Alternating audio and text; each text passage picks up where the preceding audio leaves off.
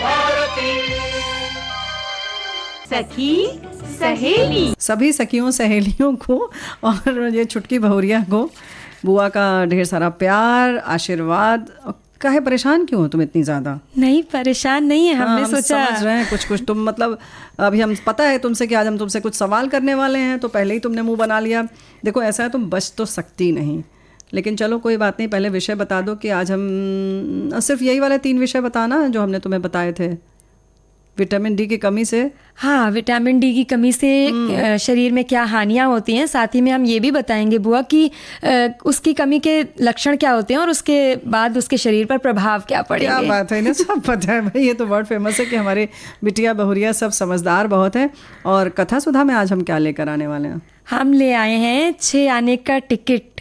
इसका दूसरा भाग हम अपने श्रोताओं को सुनवाएंगे और ये अंतिम भाग है। और घर में जो हमारे बड़े बुजुर्ग होते हैं उनसे हम कभी क्या कुछ कैसा व्यवहार कर देते हैं, थोड़ा इस पर नज़र डालेंगे। हाँ और साथ ही साथ भाई नहीं साथ ही साथ नहीं, ये बताओ कि कौन सा महीना चल रहा है? सावन का। सावन का तो इतनी खुश क्यों? क्योंकि सावन में झूले पड़ते हैं, मेहंदी लगाई जाती है। और कौन सा वो चल रहा है, पक्ष कौन सा चल रहा है?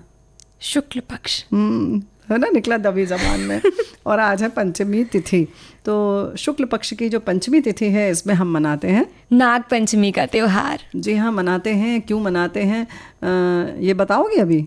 हाँ मतलब हमारी जो परंपराएं हैं, जो प्रथाएं हैं, भारतीय जीवन प्रकृति के संरक्षण में विश्वास करता है, तो प्रकृति से भी उतना ही लेने को कहा गया है जितनी हमारी ज़रूरत है। शायद इसीलिए प्रकृति के साथ हमारा अपनेपन का नाता है और इसीलिए हम कहते हैं ना, हर चीज़ में रिश्ता निकाल लेते हैं। धरती माता, गंगा माता और ऐसे ही करते, गौ माता, तुलसी माता, मतलब सब चीज़ों में अपनेपन का एक भाव जोड़ लेते हैं। भाई हम बिल्कुल समझ गए, ये तो वर्ड फेमस है कि हमारी जो बहुरिया है पूरी तैयारी से आई है। चलो तुम्हारी परीक्षा की जो घड़ी है वो खत्म हुई। तो भाई देखो ऐसा है ना कि बहुरिया जब ये मौसम आता है तभी ये त्यौहार क्यों मनाते हैं, ये भी तो सोचने वाली बात है ना। हाँ उसके पीछे भी कई सारे कारण हैं। बहुत सारे हमारे श्रोताओं ने भी बातें लिखी हैं, बताई हैं कि नाग पंचमी मनाने के संबंध में एक मत ये भी है कि अभिमन्यु के बेटे राजा परीक्षित ने तपस्या में लीन ऋषि के गले में मृत सर्प डाल दिया था। इस पर ऋषि ने शिष्य श्रृंगी ऋषि ने क्रोधित होकर श्राप दिया कि यही सर्प 7 दिनों के पश्चात तुम्हारे जीवन को डस लेगा। और ठीक 7 दिनों के पश्चात उसी तक्षक सर्प ने जीवित होकर राजा को डस लिया। तब क्रोधित होकर राजा परीक्षित के बेटे जन्मेजय ने विशाल सर्प यज्ञ किया जिसमें सर्पों की आहुतियां दी गईं। इस यज्ञ को रुकवाने के लिए महर्षि आस्तिक आगे आए और उनके आगे आने के कारण ये था कि महर्षि आस्तिक के पिता आर्य और माता नागवंशी थीं। इसी नाते वो ये यज्ञ होते नहीं देख सकते थे। सर्प यज्ञ रुकवाने, लड़ाई को खत्म करने और पुनः अच्छे संबंधों को बनाने हेतु आर्यों ने स्मृति स्वरूप अपने त्योहारों में सर्प पूजा को एक त्योहार के रूप में मनाने की शुरुआत करी। तो ये तो हो गई एक पौराणिक कथा जो हमारे साथी ने लिखकर भेजी है। और भाई एक तो ये बात कि धरती पर जो भी जीव जंतु हैं सबको जीने का हक है। सर्प ऐसा जंतु है जिसे देखते ही डर लगता है, यहाँ तक यूं कहें कि नाम सुनते ही लगता है कि बिल्कुल जैसे लगता है कि बस अब मौत आ ही गई है ना। हाँ। तो और ये मौसम ऐसा है सावन का, जब बारिश होती है तो ये सब अपने बामी में से निकल आते हैं बाहर, पानी भर जाता है बिलों में, तो सब जीव जंतु जैसे बाहर आने लगते हैं। तो भाई लेकिन ऐसा ना हो कि आप घबरा कर जितने भी आपको सर्प दिखें आप उनका नाश कर दें, जबकि धरती और पूरे इस पर्यावरण के लिए इनका भी महत्व है, इनका भी योगदान है। तो इसलिए इनको संरक्षित किया जाता है, आज पूजा की जाती है।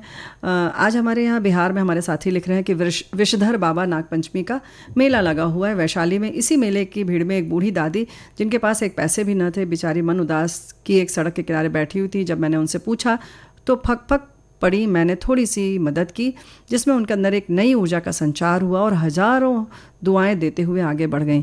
तो भाई ये तो बड़ी आपने प्यारी सी बात लिखकर भेजी है, दिल को छू गई ये बात है ना। हाँ क्योंकि यही तो है ना बुआ, ये हमारे संस्कार हैं। और त्योहार भी ऐसी ही चीज़ें हैं कि इसमें अकेले हम नहीं खुश हो सकते। अगर हमारे सामने कोई ऐसा है जो उदास है, दुखी है, तो उसको दुखी देखते हुए हम अपनी प्रसन्नता या अपना सुख नहीं देख सकते और करना भी नहीं चाहिए। और मौसम है जैसे कि हम लोग क्या, जैसे परंपरा की तुम बार बार बात कर रही होते, जैसे पीपल की पूजा करते हैं हम लोग, अलग अलग वृक्षों की पूजा करते हैं, सूर्य चंद्रमा है, जो भी है, नदी है, पर्वत है, सबकी समय समय पर पूजा की जाती है ना। हाँ, और हमारी परंपराओं में ये इसीलिए मतलब धार्मिक मान्यताओं में भी जुड़ा हुआ है कि सभी जीव जंतुओं का अपने समय पर अपनी परिस्थिति अनुसार उनका महत्व है, और उनकी रक्षा हम इसलिए करते हैं कि मतलब उससे जो है परिस्थिति तंत्र जो है वो बना रहे, उसमें कोई असंतुलन ना आने पाए। यही तो हम भी कह रहे हैं और हमारे साथी भी कह रहे हैं कि नाग पंचमी वर्ष का पहला त्यौहार, इस दिन नाग की पूजा करते हैं। नागों का एक अलग लोक ही है। महाभारत में इसके राजा तक्षक नाग का वर्णन है, और लाखों उपाय के पश्चात भी बचने का उपाय न देखकर राजा परीक्षित ने राजपाट छोड़कर जब गंगा में मचान बनाकर रह रहे थे, तभी पूजा के फूलों में छुपे तक्षक ने उन्हें डसा था, और उनके संसार से विदा होते ही कलयुग का आरंभ हुआ। युधिष्ठिर ने भी खांडव वन में नागों से लड़ते हुए ही अपनी राजधानी इंद्रप्रस्थ बनाई। ये हमारे लिए पूजनीय इसलिए भी है कि इनसे विभिन्न प्रकार की औषधियाँ भी बनाई जाती हैं।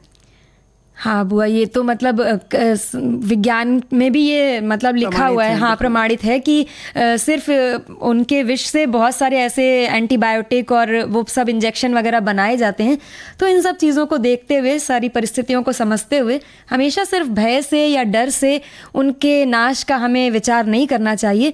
और जैसा अभी आप हमारी बात हो रही थी तो आपने ये भी कहा था कि सारे नाग जो हैं, सारे सांप जो हैं वो विषैले नहीं होते हैं। ये तो तुम्हें भी पता है। हाँ तो इसकी जानकारी भी नहीं होती है, तो हर एक सांप जब से भी सांप कोई दिखता है हाँ, ऐसा तो हम डर के मारे उसकी हत्या कर देते हैं। जबकि इसके लिए चुटकी बहुरिया ऐसा है कि कुछ लोग हैं मित्र होते हैं, यानी कि जिसको कहते हैं ना कि पर्यावरण मित्र जिन्हें कहते हैं, उनके नंबर होते हैं, आप उन्हें बुला सकते हैं। अगर आपने कहीं देखा है और ऐसी संभावना है कि आप उसे बचा सकते हैं, तो वो आकर पकड़ कर ले जाते हैं और उन्हें कहीं उनके जंगल में छोड़ देते हैं, हाँ, जहाँ की वो जीव जो है वो जिंदा रह सके और किसी दूसरे को नुकसान भी ना हो। बिल्कुल। तो देखो, नुकसान पहुंचाएगा कि नहीं पहुंचाएगा, लेकिन आशंकाओं में हम उसका जीवन ही समाप्त कर देते हैं। अच्छा, कुछ सब बात और भी है, जैसे कि हम पूजा तो करते हैं आज के दिन, बहुत सारे लोगों ने भाई घूम घूम के नाग देवता के दर्शन भी किए होंगे। अब उसमें हम दूध भी पिलाते हैं, अब पता नहीं वो दूध पीते हैं नहीं पीते हैं, है ना। हाँ बुआ, आप सही कह रही हैं। ये कई ऐसे मतलब आप यदि रिसर्च पेपर्स पढ़ें या फिर ऐसे डॉक्टर्स की बात सुने या वैज्ञानिकों के तर्कों पर अगर हम ध्यान दें, तो वो ये कहते हैं कि सांप दूध नहीं पीते, ये उनको नुकसान कर जाता है। बिल्कुल ऐसे ही। चलो, ये तो पता नहीं है क्या नहीं है, या पीते हैं नहीं पिलाते हैं, वो अपने लिए लेते हैं। आप उन्हें दे दीजिए कि आप इसको अलग से रख लीजिए, जो सर पाते हैं उनको लेकर व्यक्ति, उनको आप दे दीजिए कि भाई आप अलग से रख लो, इन्हें ज़बरदस्ती न पिलाओ। आप लेने के चक्कर में उन्हें ज़बरदस्ती तंग कर रहे हैं। वैसे ही दूर से डर के मारे हम पैसे फेंकते हैं। अब उसमें सिक्के भी होते हैं, अक्सर ऐसा देखा गया कि उससे वो घायल भी हो जाते हैं नाग। तो इसीलिए नाग देवता कहा जाता है ना, क्योंकि अगर हम ये नहीं कहेंगे तो जाहिर है कि हम उन्हें तकलीफ देते ही रहेंगे। ऐसे ही हमारे साथी ने लिखा है कि हिंदू धर्म में प्रचलित कर्म कांडों के अनुसार देवी देवताओं के साथ ही उनके प्रतीकों और वाहनों की भी परंपरागत पूजा अर्चना की जाती है, जिसमें जानवर, पक्षी, सिर्फ फूल और वृक्ष भी सम्मिलित हैं। हिंदुओं में विशेषकर पश्चिमी भारत में महाराष्ट्र प्रांत में नाग पंचमी की विशेष मान्यता है। बहुत सारे प्रदेशों में है साथी, जैसे अभी हमारे साथी ने बताया बिहार में मेला लगा है, ऐसे ही उत्तर प्रदेश में भी लगता है, मध्य प्रदेश में भी पूजा की जाती है। तो सभी जगह मतलब किसी न किसी रूप में परंपराएं अलग हो सकती हैं, मान्यताएं अलग हो सकती हैं, हाँ, लेकिन त्योहार मनाते हैं और सभी का ऐसा लगता है कि सभी का उद्देश्य यही है कि जीव जंतुओं की रक्षा हो सके, क्योंकि वो भी हमारी ही तरह इस संसार में उपयोगी हैं, तभी उनका निर्माण हुआ है प्रकृति की तरफ से। कि पृथ्वी पर केवल हमारा ही हक है, सबका हक है, बिल्कुल। और गीत सुनना और सुनाना भी तो हमारा हक है। हाँ, तो बस है कि नहीं है? हाँ, समय भी है और दस्तूर भी है। क्या बात है, बताओ। बहुत बढ़िया गाना। और अभी कुछ बातें और भी हैं, वैसे तो जानकारी बहुत सारी है अलग अलग, जैसे हम लोगों ने कहा कि किसी न किसी रूप में या किसी और समय भी इस तरीके के कार्यक्रम जो है वो किए जाते हैं या उत्सव मनाए जाते हैं, ताकि जो पृथ्वी का पूरा संतुलन है वो बना रहे। हाँ बुआ, ये बात तो है ना, जैसे हर परंपरा मतलब हर प्रदेश में अलग अलग तरीके से परंपराओं के तहत ये सब चीज़ें मनाई जाती हैं। वैसे नाग पंचमी से जुड़ी एक और भी बहुत मज़ेदार बात है। हमारे एक श्रोता ने भी उस बात को हमें संदेश में भेजा है कि ये लिखते हैं कि हमारे लखनऊ में ये त्यौहार लड़कियों के लिए खास मनाई जाती है, गुड़िया के नाम से। खूबसूरत छड़ियाँ बाजार में गुड़िया पीटने के लिए मिलती हैं। दादी पुराने कपड़े की गुड़िया बनाती थी, लड़के उस छड़ी से चौराहे पर पीटते थे। अब पता नहीं क्या होता है। हाँ, अभी भी होता है थोड़ा प्रतीक के तौर पर होता है। कुछ जो नारीवादी लोग हैं उसका विरोध करते हैं कि गुड़िया क्यों पीटी जाती है। लेकिन कहीं ना कहीं बहुरिया में ऐसा लगता है कि गर्मी की छुट्टी में जैसे कि पहले तो घर में ही गुड़िया बनाई जाती थी, पुराने कपड़ों का उपयोग किया जाता था, और फिर ये मौसम जब आया, यानी कि अब पढ़ाई का समय आया है, अब ये गुड़िया उड़िया हटाओ और पढ़ाई में मन लगाओ, ये एक प्रतीक होगा, ऐसा हमारा मानना है। बिल्कुल व्यक्तिगत है, हो सकता है गलत हो, लेकिन कहीं ना कहीं अब आपने गुड़िया खेल लिया, अब इसको हटाओ यहाँ से और पीट पाट के खेलो। लेकिन इसके संग संग एक और है कि भाई आज के दिन लोग पिकनिक पर जाते हैं, लड़कियां खूब सजती हैं, संवरती हैं, बिल्कुल उन्हें सजा दिया जाता है। उसके बाद पता है अरवी की सब्जी यानी घुइयां की सब्जी और पूड़ी बनाई जाती है, वो लेके जाती हैं डलिया में और पिकनिक पर जाते हैं लोग और खाते हैं बड़े मजे से। और बुआ इसमें आज के दिन कहीं कहीं पर चने की और गेहूं की घुघरी भी बहुत परंपरा में है। हाँ, चीजें तो जितनी मानो उतनी बना लो भाई, दही बड़ा भी बना लो, सब बना लो, चटनी बना लो। यानी कि कुल मिलाकर अगर हम ये सोचते हैं कि सिर्फ लड़की बना के क्यों पीटा जाता है, तो ये भी नहीं है। उन्हें सजाया भी जाता है, उनको पूरा आनंद दिया जाता है, उनके कहते हैं ना मेहंदी लगवाई जाती है, घुमाया फिराया जाता है, उन्हें खूब तैयार किया जाता है। लड़कियां खूब बढ़िया बढ़िया कपड़े पहनती हैं, लहंगा ब्लाउज पहन के तैयार होती हैं। तो ये खुशी का त्यौहार है और कुछ इसी तरह से मनाते हैं लोग। और हमने भी बहुत गुड़ियां बनाई हैं बुआ, है ना, फिर पीटा भी। पीटने के लिए छड़ी में बहुत झगड़ा होता था। इस बार में छोटे थे जब, तो बहुत झगड़ा होता था, ये छड़ी तो हमें चाहिए। गुड़िया हमारे लिए दादी ने बना दी और गुड़िया फेंक भी दी, जहाँ पर डालनी है वो डाल दी। उसके बाद अब छड़ी के लिए झगड़ा होता था। तो भाई देखो ऐसा ही होता है। हम लोग नाग देवता की पूजा अगली पंचमी को, राखी के बाद जो आती है, उस दिन करते हैं और भाइयों को टीका लगाते हैं रक्षा पंचमी पर। तो देखो ये हमारे एक साथी ने लिखकर भेजा है और ये बात बिल्कुल सही है। जैसे हम लोगों ने कहा ना कि अलग अलग दिन, जैसे कुछ लोग जैसे ये दीपावली, अरे हरितालिका तीज आती है, उसके बाद गणेश चतुर्थी आती है, उसके बाद ऋषि पंचमी आती है, उसको ऋषि पंचमी कहते हैं, वो मनाते हैं। तो उस दिन लोग भी टीका वगैरह करते हैं, एक दूसरे को बहन टीका करती हैं भाइयों को। तो इसमें भी है कि रक्षा के लिए ये सब चीज़ें हैं, यानी कि नाग की हम इसलिए पूजा करते हैं कि वो हमें सुरक्षित रखें, किसी का जीवन वो न लें, यही उम्मीद की जाती है उनसे भी। और जब हम वो सुरक्षित रहेंगे तभी हम भी सुरक्षित रह पाएंगे। क्योंकि अक्सर हमने ये भी देखा है और सुना भी है कि जब आप अटैक करते हैं, जब आप उनके ऊपर आक्रमण करते हैं, उन्हें जब कहीं अपनी जान का खतरा होता है तभी वो काटते हैं, पलट कर वार करने का प्रयास करते हैं अपनी जीवन की सुरक्षा के लिए। ये बात तो सही है। तो काटते तो हैं। वैसे हमारे साथी ये भी लिख रहे हैं, जैसे बोए वो वैसे ही काटे। ये तो हर सब जानते हैं, लेकिन इसके बावजूद हमारे घर में बड़े बुजुर्ग हैं, उनको हम में से काफ़ी सारे उनको आदर नहीं देते हैं और घर के बच्चे भी सबकी देखा देखी वैसे ही करते हैं। और हम ये सोचा करें कि बड़ों का आदर करना है, उनकी बात सुननी है। एक दिन हमने भी इस स्टेज पर जाना है और हम बड़ों का आदर नहीं करेंगे तो हमारे बच्चे भी हमारे साथ ऐसा ही करेंगे। बात तो बिल्कुल सही है, क्योंकि ये ऐसा मतलब ये नियम ही है संसार में कि जो जिया है, जो जन्म लिया है, वो तो मरेगा ही, और जो छोटा है अभी वो आगे जाके बड़ा होगा और एक दिन बूढ़ा भी होगा। तो ये जो अवस्था है वो हम सबके जीवन में आनी है, तो अपने हिसाब से उन चीज़ों को समझना चाहिए। तो वो लोग अपने हिसाब से समझते हैं सब नहीं, मतलब बुजुर्गों की बात चली है तो हमारे एक श्रोता ने ये भी लिखा है कि पुराने समय की शादी याद आती है। बारात में नौजवानों बच्चों को बैलगाड़ी में बैठकर 2-3 दिन में बारात पहुंचती थी। वहाँ पर पहले चेक किया जाता था कि कोई बुजुर्ग भी आया है कि नहीं, सब युवा ही लोग हैं। गांव के बाहर ही रखो, झगड़ा फसाद होने पर निपटारा कौन कराएगा। मतलब बुजुर्गों का बड़ा सम्मान होता था और उन्हें दूल्हे के साथ ही घर पर जगह मिलती थी। बाकी लोग जनवासे में गांव के बाहर बाग में बैठते थे। और आज परिस्थितियां थोड़ी सी अलग हैं। भाई देखो ऐसा है कि इन्होंने लिखा है कि आधुनिकता में जीवन शैली बदल कर रख दी है, संयुक्त परिवार का चलन लगभग खत्म सा हो रहा है। छोटे परिवार में मियाँ बीवी मुंबई अहमदाबाद में बस गए और माता पिता गाँव में जीवन बिता रहे हैं। हमें ये महसूस नहीं हो रहा है कि बीमारी में गाँव में लोगों की मदद उन्हें मिल रही होगी या नहीं। घर का नल खराब हुआ तो किसी ने बनवाया या अभी दूसरे के घर से पानी लाकर पी रहे होंगे। शहर में 2 चुन्नू मुन्नू और 2 प्राणी परेशान है, खर्चा ही पूरा नहीं पड़ रहा है। माँ को कभी 2 महीने के लिए लाए तो कभी पिता को 1 महीने रखा। सारी गृहस्थी गड़बड़ा जाती है, फिर भी वहीं गाँव में मर खप रहे हैं। क्या हो गया नई जनरेशन को? वे बुजुर्ग के प्रति इतने लापरवाह कैसे हो गए? उनकी तपस्या त्याग का यही मोल लगाया है। आइए हम इस सोच को बदलें और बुजुर्गों के सम्मान के लिए सीख भी दें और स्वयं भी उसका सम्मान और देखभाल करें। तो बात बहुत बड़ी है और बहुत गंभीर है ना। अभी जैसे हम बात भी कर रहे थे कि हम बुजुर्गों को कैसे संभालें, तो सच बात तो यह है कि ये हमें फिर से सोचना पड़ेगा कि क्या ये वाक्य भी सही है या नहीं, हम उन्हें संभालते हैं या वो हमें संभालते हैं। बिल्कुल, क्योंकि ये जो छत्र छाया हमें मिलती है उसका कोई मोल नहीं है ना। एकदम बुजुर्गों के प्रति अपने प्यार को हमेशा हमें मतलब कभी कभी होता है ना कि हम लोग सोचते हैं कि माता पिता हमसे बड़े हैं तो वो हमें हमेशा प्यार करते हैं, और हम उन चीज़ों को जाने अनजाने कहीं ना कहीं अनदेखा कर जाते हैं और छोटी छोटी सी बातें ऐसी बोल जाते हैं, कभी हंसी मजाक में, कभी गुस्से में, और ये नहीं सोचते कि उन बातों का, उन तौर तरीकों का उन पर असर क्या होगा। और वो भले ही सामने से कुछ नहीं कहते पर मन ही मन दुखी तो बहुत होते हैं। या ऐसा भी होता है कि ये तो चलो बात हो गई कि हमने कभी जाने अनजाने में उनका दिल दुखा दिया। कभी कभी क्या होता है कि हम ये परवाह ही नहीं करते, उनसे कोई किसी भी तरीके की बात नहीं करते।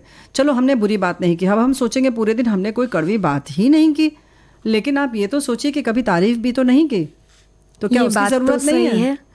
बिल्कुल भाई ऐसे ये कहें कि धूप नहीं है लेकिन थोड़ी सी ठंडी बयार आ जाती है तो उसका मज़ा अलग होता है। तो क्या आपने वो ठंडी बयार कभी घर में फैलाई?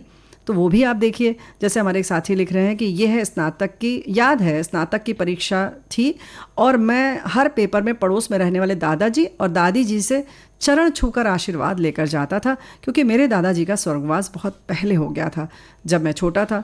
बुजुर्गों का सम्मान और उनको समय देना हमारा फ़र्ज़ है। अब छोटे से आशीर्वाद से वो कितने खुश हो गए होंगे, है ना? बिल्कुल बुआ, आशीर्वाद और बड़ों की छत्र छाया सच में ऐसी है जिसका कोई विकल्प नहीं है। और ऐसा भी कहते हैं कि एक पेड़ जितना ज़्यादा बड़ा होता है वो उतना ही अधिक झुका हुआ भी होता है, यानी उतना ही विनम्र होता है। और ये बात समाज के उस वर्ग पर भी लागू होती है जिसे आज की तथाकथित जो युवा और उच्च शिक्षा प्राप्त पीढ़ी है बूढ़ा कहकर वृद्धाश्रम में या ऐसी जगहों पर छोड़ आती है। तो हमें सोचना होगा, हमें समझना होगा कि उनकी जो अवस्था है वो सभी के जीवन में आने वाली है, तो उनके साथ ऐसा व्यवहार हम ना करें। वैसे यही बात जैसे हमने कहा ना, तो हमारे साथी भी लिख रहे हैं कि बुजुर्ग के प्रति अपने प्यार को हमेशा जताएं, उन्हें बताएं कि वे कितने महत्वपूर्ण हैं। जैसे अगर वो सीढ़ियों पर चढ़ रहे हैं तो उनका हाथ थाम लें ताकि उन्हें सुरक्षा और फिक्र का एहसास हो। अगर वे आपसे पूछें कि क्या वो अब उतने सुंदर नहीं रहे तो उन्हें बताएं कि वे आपके लिए कितने सुंदर और खूबसूरत हैं। उन्हें बाहर घुमाने ले जाएं, उनके साथ शॉपिंग करें, नए कपड़े खरीदें, मतलब उनकी पसंद का काम करने की कोशिश करें, भले आपको वो काम पसंद ना हो तब भी। हाँ, क्योंकि ऐसा करने से उनकी जो 2 पल की खुशी उनके चेहरे पर उनके अंदर एक नई ऊर्जा का संचार कर देती है और उन्हें ये भी लगता है कि हाँ वो ज़रूरी है। हाँ। मतलब ऐसे समाज की एक्चुअली में खुद क्या होता है कि उन्हें लगता है कि अब समाज को हमारी ज़रूरत नहीं है। और ये भाव जो है ये मतलब किसी भी वर्ग के लिए, वो तो फिर एकदम कट जाते हैं, पर ये किसी भी वर्ग के लिए बहुत दुख देने वाला है। तो भाई हम बात कर रहे थे कि बुजुर्गों के साथ हमारा क्या व्यवहार है। एक बार फिर हमें इस पर विचार करना होगा और देखना पड़ेगा कि कहीं कुछ हम तो नहीं ऐसा कर रहे हैं, है ना। अक्सर हम मान लेते हैं कि सारी सुख सुविधा तो दे दी, अब क्या चाहिए, उन्हें कुछ और ही चाहिए, शायद उन्हें चाहिए होता है थोड़ा सा साथ, प्यार के 2 बोल और उनको ये समय ये महसूस ना हो, ये ना हम महसूस कराएं उनको कि मतलब उनकी आवश्यकता नहीं, उनकी कोई राय नहीं ली जाती। उन्हें ये इस बात का बहुत दुख रहता है कि या तो उनसे किसी चीज़ के बारे में कुछ पूछा नहीं जाता, और अगर वो अपनी तरफ से कुछ बताने का प्रयास करते हैं तो उस राय को, उस बात को महत्व नहीं देते हम लोग। हाँ, अक्सर हम ये कहते हैं कि भाई अब ज़माना बदल गया, आप अपनी राय अपने पास रखिए।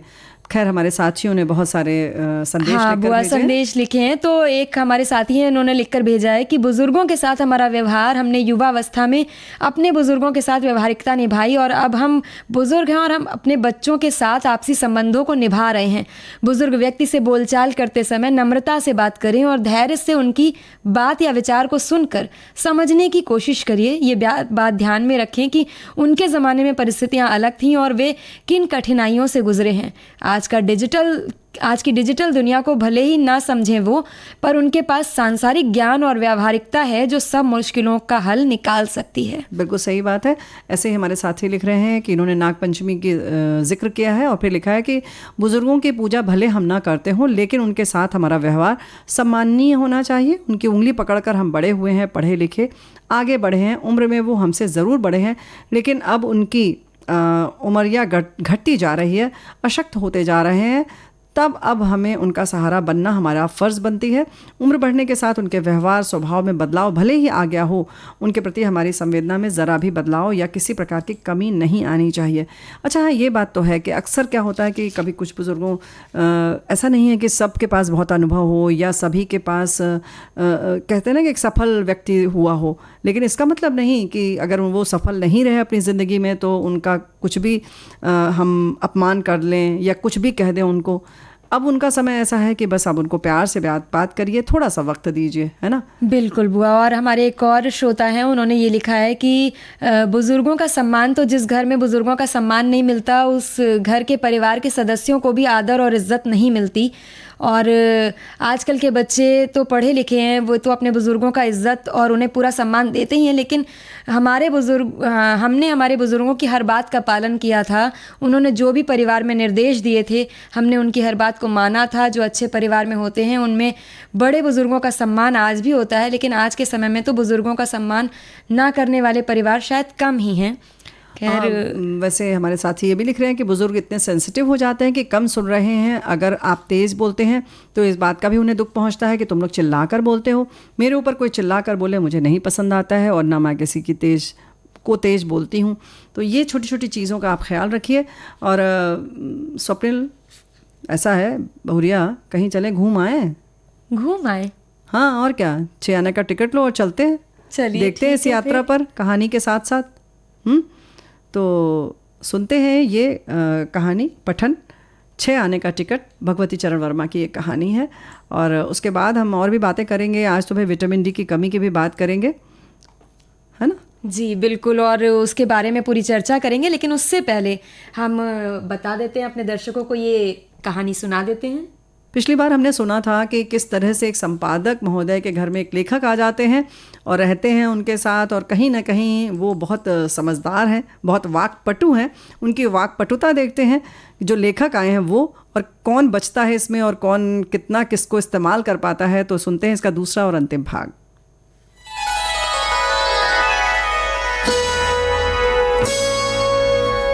कथा सुधा, भाव भरी कहानियों का सागर, जिसकी लहरें कभी मुस्कुराहट सजाएंगी तो कभी आंखें नम कर जाएंगी। सामाजिक सरोकार से लेकर परिवार तक की होंगी बातें। कुछ मनोरंजन होगा तो कुछ सीख भी मिल जाएगी। हर बार नई अनसुनी कहानी की अलग अंदाज में होगी बयानी।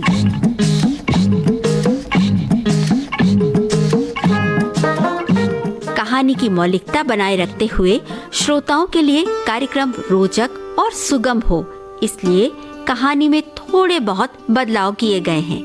आशा है आपको कथा सुधा में डूबना अच्छा लगेगा।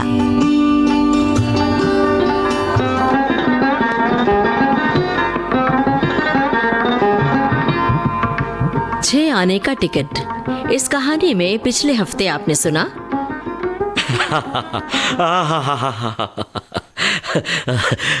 आप ही किशोर जी हैं। जी।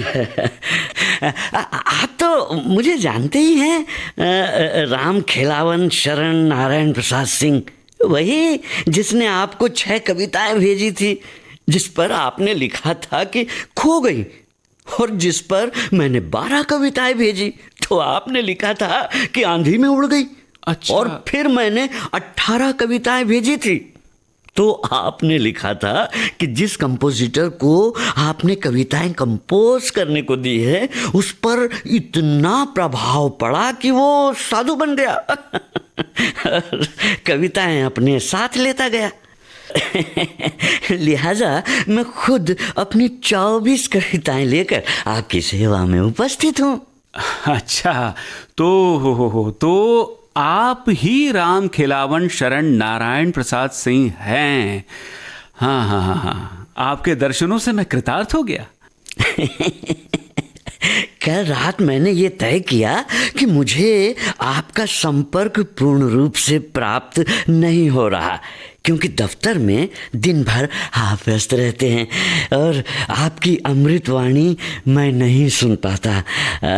लिहाजा मेरा आपके घर में आपके साथ ही ठहरना उचित होगा। जी। इसके साथ ही बाजार का भोजन मुझे रुचिकर नहीं होता, यहाँ घर का भोजन मिलेगा।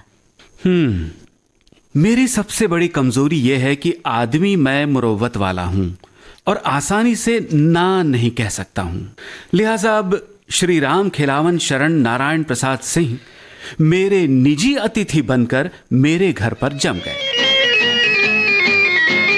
रोज सुबह वो मेरे साथ चाय पीते थे, भोजन करते थे, दफ्तर जाते थे। उनका ट्राम का किराया मुझे ही देना पड़ता था, क्योंकि कंडक्टर के पास आते ही वे मेरा मुंह देखने लगते थे। इतवार के दिन सुबह मेरे साथ चाय पीते हुए श्री राम खिलावन शरण नारायण प्रसाद सिंह ने मुझसे कहा, किशोर जी, आज तो आपकी छुट्टी है। हाँ, तो ऐसा कीजिए ना, मुझे कलकत्ता घुमा दीजिए। अरे राम खिलावन जी, मुझे दुख है कि मुझे आपकी सेवा करने से वंचित रहना पड़ेगा, क्योंकि मुझे आज कई लोगों से मिलने जाना है। अरे भाई भीखू, देखो बाबूजी को आज शहर घुमा लाओ, और 2 6-6 आने वाले टिकट ले लेना दिन भर के, और ये लो 1 रुपया, ठीक है? नहीं, एक ही टिकट लाना, एक ही टिकट। मैं अकेले ही घूम लूंगा। अच्छा, ठीक है। उस दिन उन्होंने जो चाय पी तो मैं दंग रह गया। 4 टोस्ट और छटाक भर मक्खन के अलावा उन्होंने पूड़ियों के साथ 4 लंगड़ा आमों का नाश्ता भी किया। इसके बाद वे 6 आने वाला टिकट जेब में रखकर कलकत्ता घूमने के लिए निकल पड़े। चलते हुए उन्होंने मुझसे कहा था, आप मेरे भोजन की प्रतीक्षा ना कीजिएगा, रात में लौटकर भोजन करूंगा। जी ठीक है।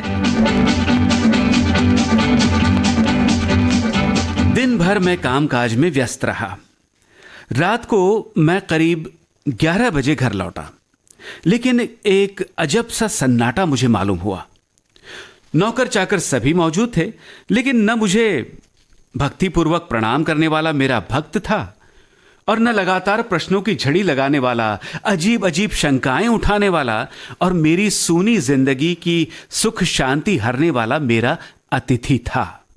यानी श्री राम खिलावन शरण जी अभी तक लौटे नहीं थे।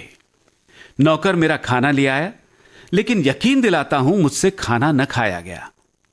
मैं न जाने क्यों अपने अतिथि के लिए चिंतित हो उठा।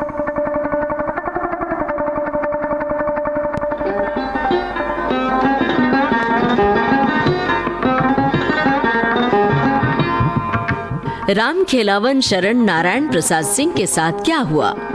वो रात को घर क्यों नहीं लौटे? क्या संपादक किशोर जी उन्हें सकुशल घर वापस लाने में सफल होते हैं? जानने के लिए सुनिए 6 आने का टिकट, इस कहानी का दूसरा और अंतिम भाग।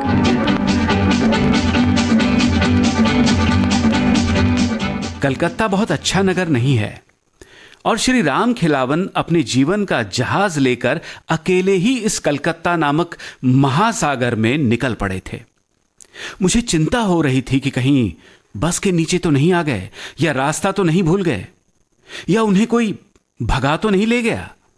मुझे अच्छी नींद भी नहीं आई। बिस्तर पर मैं करवटें बदलने लगा। मुझे आश्चर्य हो रहा था कि श्री राम खिलावन शरण के प्रति मुझमें इतनी अधिक ममता कैसे आ गई। एकाएक मैं चौंक उठा। टेलीफोन की घंटी बज रही थी।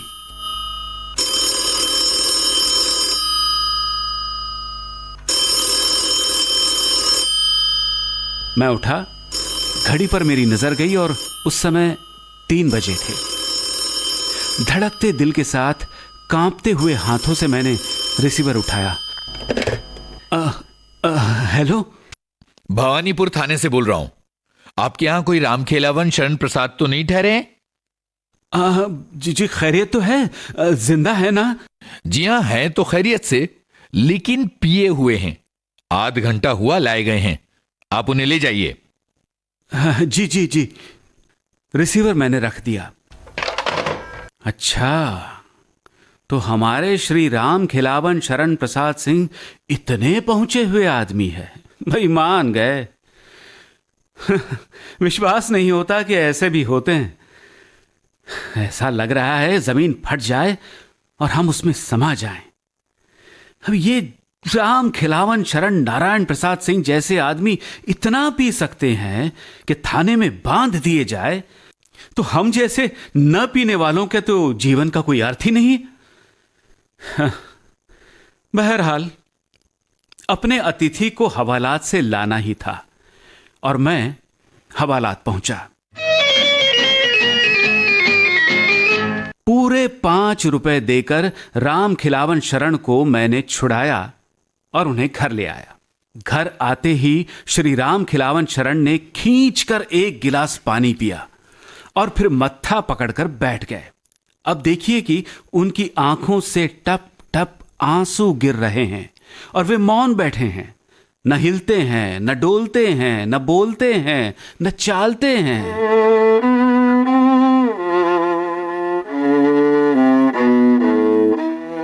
आखिर मुझे ही पूछना पड़ा, राम खिलावन शरण जी, भला आपको यह क्या सूझी कि आप पीकर रास्ते में निकले? मैं शपथ से कहता हूं कि मैंने मदिरा पान का जघन्य पाप नहीं किया है। क्या? बदमाश पुलिस वाले ने मुझे जबरदस्ती बंद कर दिया। अच्छा, वो क्यों भला? अरे ये मेरा दुर्भाग्य है, मुझ में अब जान नहीं है, इतना थका हुआ हूं। आज 6 आने की टिकट ने मुझे मार डाला। ये कैसे भला?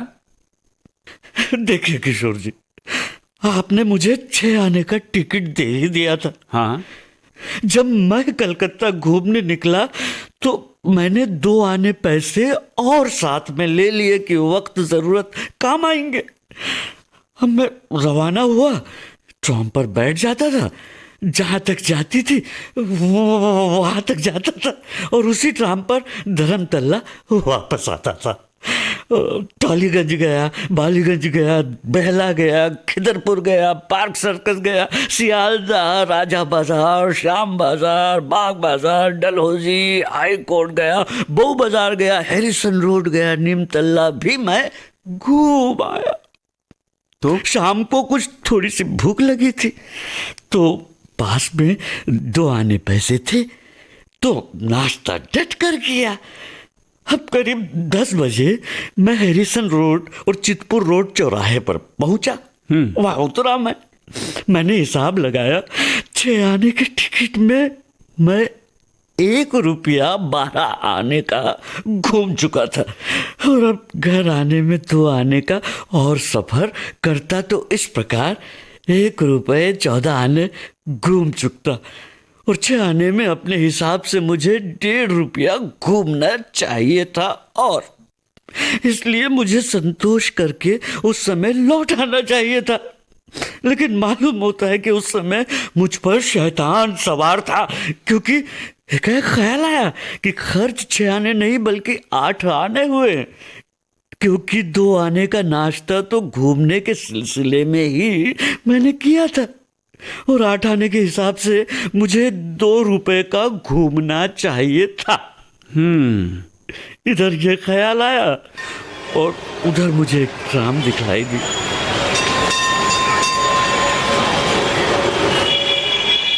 जिस पर बेलगछिया लिखा था। मुझे ख्याल आया कि बेलगछिया अभी तक नहीं गया।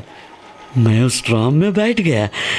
बेलगछिया पहुंचकर मैं इस आशा से ट्राम में बैठा रहा कि ये वापस जाएगी, लेकिन एक आदमी ने आकर मुझसे कहा, अब आप जाइए।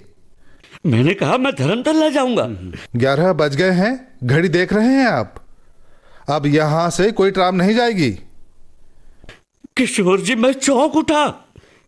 मैंने कहा कि क्या क्या क्या आप कोई ट्राम नहीं जाएगी? हैं? नहीं जाएगी यहां से? कह तो दिया नहीं जाएगी, अभी बस मिल जाएगी, चले जाओ। मैं उठा वहां से, लेकिन मेरी जेब में 1 पैसा नहीं। भला बस पर कैसे आता? मैंने उस आदमी से पूछा, धर्मतल्ला यहां से कितनी दूर है? होगा कोई 5 मील। तो फिर आपने क्या किया? किशोर जी, मैं पैदल धर्मतल्ले की तरफ रवाना हुआ। करीब 12:30 बजे मैं धर्मतल्ला पहुंचा। पूरी तरह थका हुआ था। धर्मतल्ला में कोई ट्राम नहीं मिली, इसलिए मुझे वहां से भी पैदल ही रगड़ना पड़ा।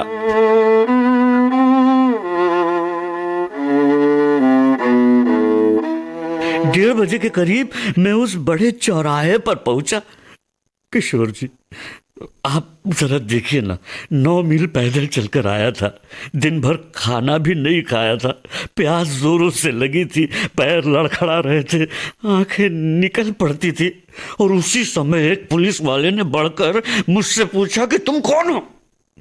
मैं ऐसा बेकाबू और बेहोश था कि मेरे मुंह से शायद शब्द ही नहीं निकले, और अगर निकले भी होंगे तो टूटे फूटे, बिना मतलब के रहे होंगे। तब तक एक दूसरा पुलिस वाला आ गया। उसने पहले से पूछा कि मामला क्या है। दूसरे ने जवाब दिया कि मालूम होता है सर, दारू पिए हैं, पैर सीधा नहीं पड़ते, जबान नहीं खुलते, नशा में बेहोश है। तो दूसरे ने कहा कि तो फिर थाने ले ही चलो, कल सुबह होश आई जाए। उस समय मैंने उसे समझाने की बहुत कोशिश की, लेकिन या तो मैं उन्हें नहीं समझा सका या फिर वो मुझे नहीं समझ सके। ओहो, ये बात है। भिखू, अरे खाना ले आओ थाली में। भाई राम खिलावन जी, आपका अनुभव तो बहुत बुरा हुआ है। अब मेरी सलाह यह है कि आप कल सुबह अपने घर वापस चले जाएं। आप अच्छी साइट पर घर से नहीं चले थे। जी हाँ किशोर जी, बात तो ठीक है, लेकिन मेरे मामा के ससुर के बहनोई जो टिकट कलेक्टर हैं और मुझे कलकत्ता मुफ्त में लाए थे। अच्छा? कह गए थे कि करीब 15 दिन में वापस लौटेंगे, तब साथ ले जाएंगे। 12 दिन तो हो गए हैं, 2-3 दिन में आने वाले हैं, तब चला जाऊंगा। लेकिन इस घटना को हुए करीब 15 दिन हो गए हैं और मेरा घर अभी तक आबाद है, क्योंकि श्री राम खिलावन शरण नारायण प्रसाद सिंह के मामा के ससुर के बहनोई अभी तक वापस नहीं लौटे हैं।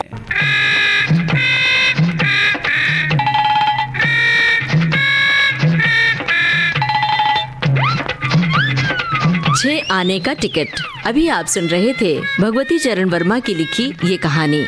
आज आप सुन रहे थे इस कहानी का दूसरा और अंतिम भाग। इसमें भूमिका सहित परिचय इस प्रकार है।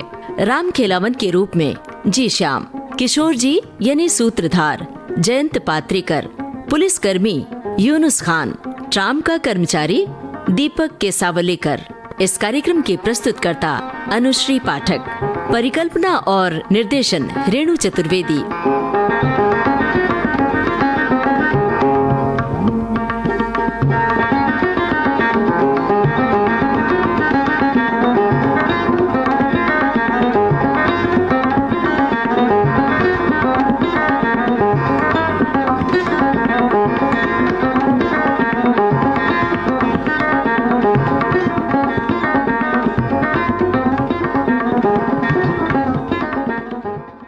राम शरण खिलावन प्रसाद सिंह 6 आने के टिकट के लिए जम गए उनके घर पे।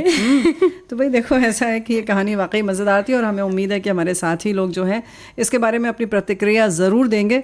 भाई ना करो, लेकिन मौका मिले तो प्यार तो कर ही लेना चाहिए, है ना। बिल्कुल। लेकिन भाई ऐसा है कि अब मौका जो है ये कहता है कि हमें विदा लेना चाहिए, और जो विटामिन डी के बारे में जो हमने सोचा था कि जानकारी साझा करेंगे वो हम समेटते हैं। और एक बात तो है कि जो हमारे साथी ऐसे मौके पर कुछ संदेश लिखकर भेजते हैं, तो ये ना सोचें, हम कोशिश तो करते हैं कि आज जो आपने संदेश भेजा है वो जब हम अगले कार्यक्रम में ये विषय लेकर आएँ तो शामिल करें, लेकिन कभी कभी भाई छूट भी जाता है, लेकिन कोशिश हमारी यही रहती है कि हमारा प्यार आपसे इसी तरह से बना रहे। तो ठीक है, बस अब तो अगले कभी जब हम ये विषय वापस से लेंगे तो आपके संदेशों को वापस शामिल करेंगे।